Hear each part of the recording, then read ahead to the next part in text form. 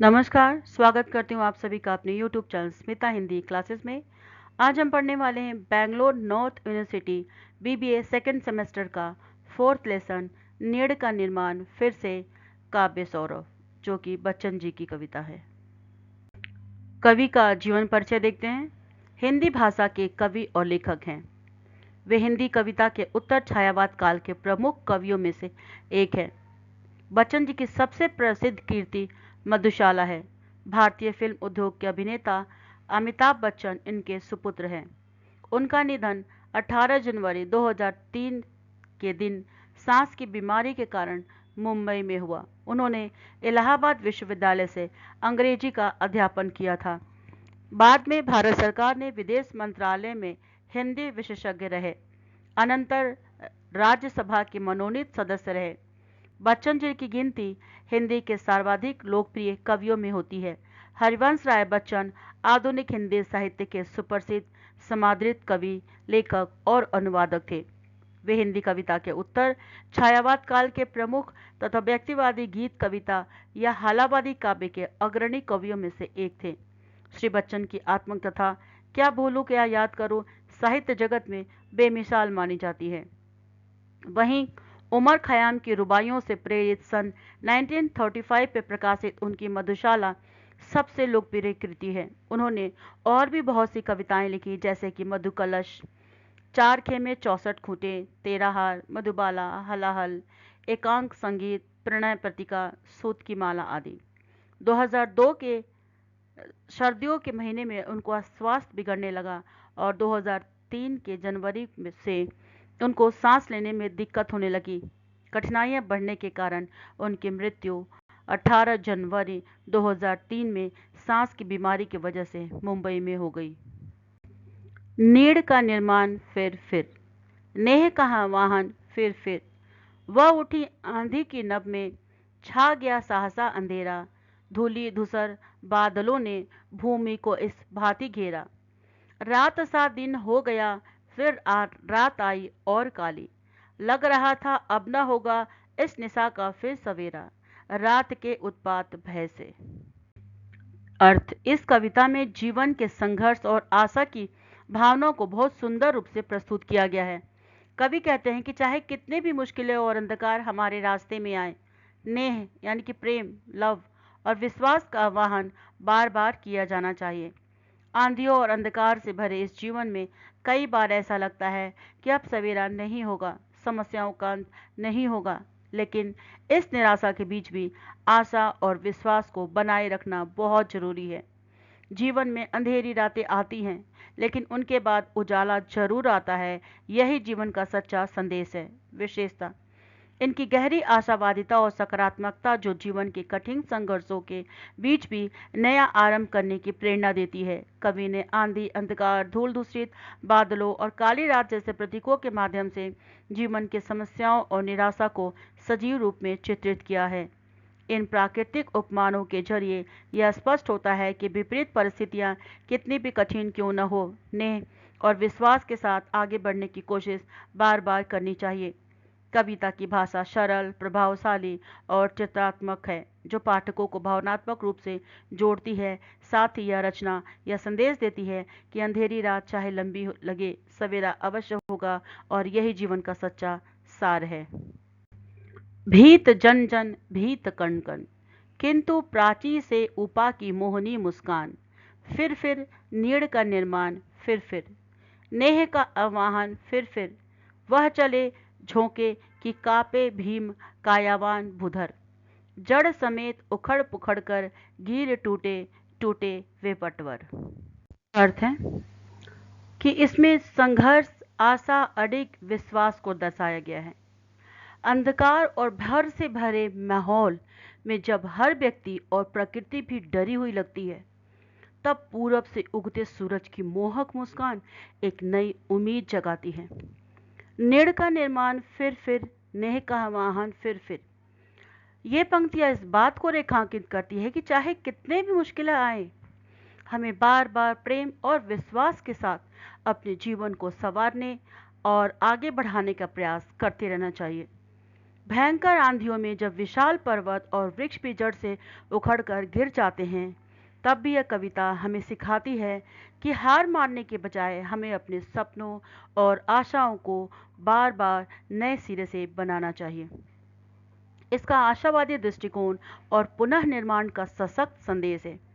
कवि ने प्राची से उगते सूरज की मोहक मुस्कान आशा और नई शुरुआत का प्रतीक बताया है, जबकि आंधी, उखड़ते वृक्ष और भयभीत वातावरण जीवन की सच्चाई को दर्शाते हैं। सरल और सशक्त भाषा के माध्यम से यह कविता यह सिखाती है कि चाहे परिस्थितियां कितनी भी खराब क्यों न हो, हमें नेह विश्वास के साथ बार बार अपने सपनों और आशाओं का निर्माण करना चाहिए।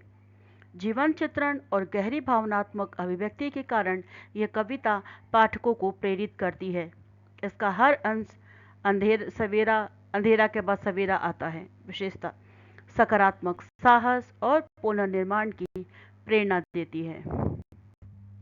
हाय तिनको को विनिर्मित घोंसलों पर क्या ना बीती, डगमगाए जबकि कंकड़, पत्थर के महल घर, बोल आशा के विपरीत। किस जगह पर तू छिपा था, जो गगन पर चढ़ उठता, गर्व से निचतान, फिर नीड़ का निर्माण, फिर नेर का आह्वान, फिर। अर्थ, इस कविता में जीवन के संघर्ष और आशा की अदम्य शक्ति को खूबसूरती से व्यक्त किया गया है। जब भीषण आपदाएं आती हैं तो ईंट पत्थरों के मजबूत महल भी डगमगा जाते हैं, लेकिन तिनकों से बने नाजुक घोंसलों पर जो बीतती है वह और भी करुण होती है। इसके बावजूद आशा रूपी पक्षी हर मुश्किल के बाद भी अपनी आवाज़ बुलंद करता है और फिर नई उम्मीद और विश्वास के साथ उड़ान भरता है।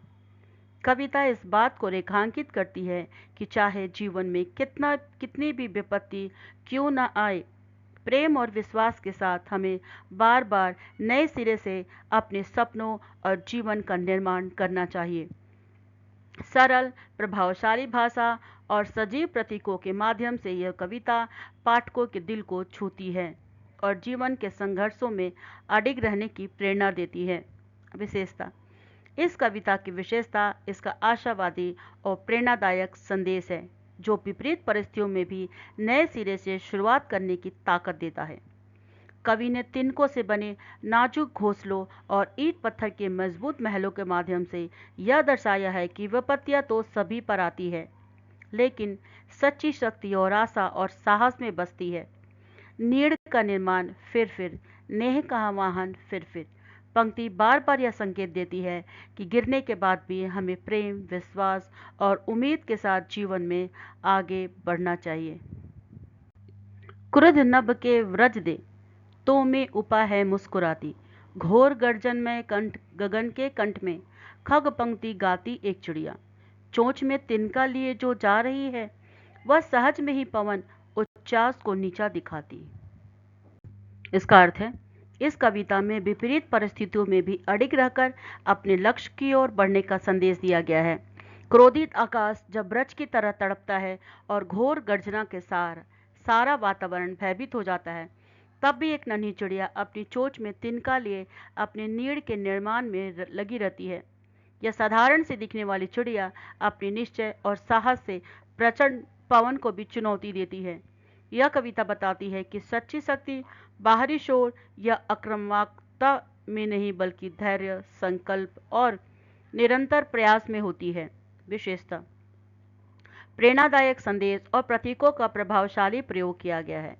कवि ने क्रोधित आकाश, घोर गर्जना और प्रचंड पवन के माध्यम से जीवन की कठिनाइयों और चुनौतियों को दर्शाया है, जबकि एक नन्ही चिड़िया को साहस, संकल्प और आशा का प्रतीक बनाया गया है। तिनका लिए उड़ती इस चिड़िया को अपने घोंसले के निर्माण में निरंतर प्रयास यह सिखाता है कि विपरीत परिस्थितियों में भी धैर्य और दृढ़ निश्चय से आगे बढ़ना ही सच्ची विजय है। कविता की सरल और सजीव भाषा इसे और भी प्रभावशाली बनाती है, जो पाठकों को संघर्षों में अडिग रहने की प्रेरणा देती है। नीड़ का अर्थ होता है घर और नेह का अर्थ होता है प्यार।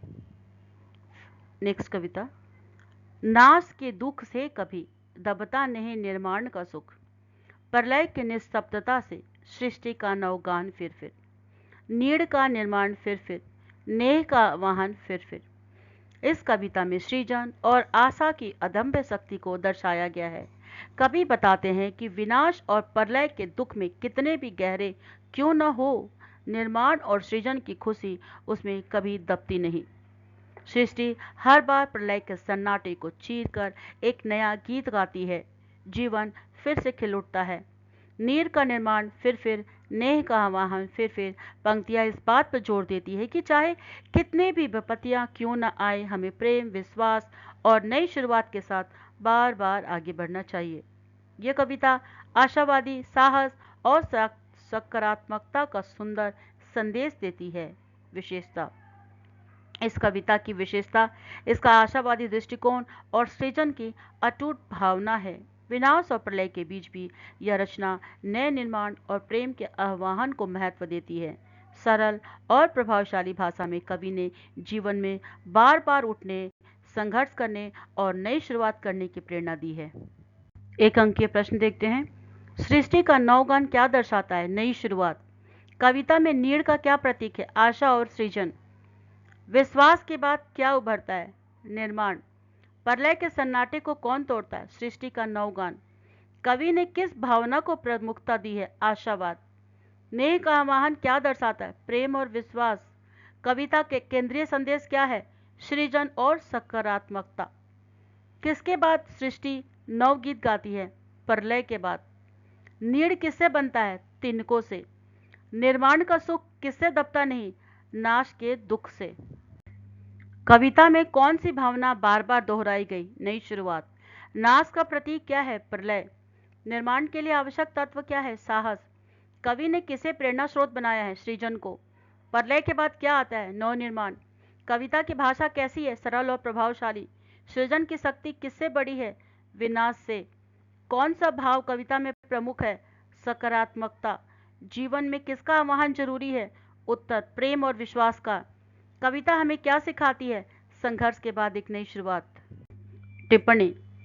नीड़ का निर्माण, आत्मनिर्भरता और आत्मसम्मान की कविता।